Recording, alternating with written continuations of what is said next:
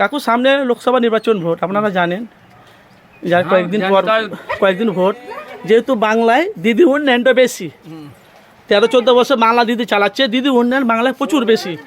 এই বছর আপনি দিদি উন্নয়ন কিছু পেয়েছেন? হ্যাঁ, আমি যা পেয়েছি ভোলার কথা। আচ্ছা বলেন না কি পেয়েছেন।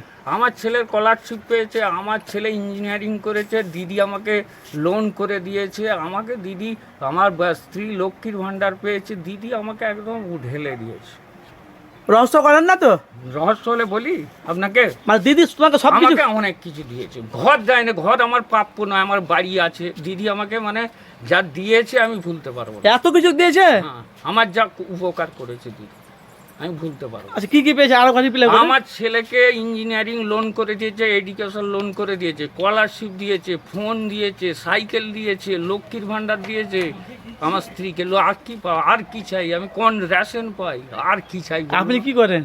আমি পাড়ায় গাই দিয়ে খাই। আপনি তো দিদি বলছে সব কিছু পেয়েছেন। আমি সব পেয়েছি, রাস্তাঘাট দিদি যে তাহলে ভোটটা তাহলে দিদি কি হবে? হ্যাঁ, যদি না হয় আমাকে দিদিকে ভোট দেওয়া উচিত, ভুললে হবে না। দিদি যে আমার উপকার করেছে।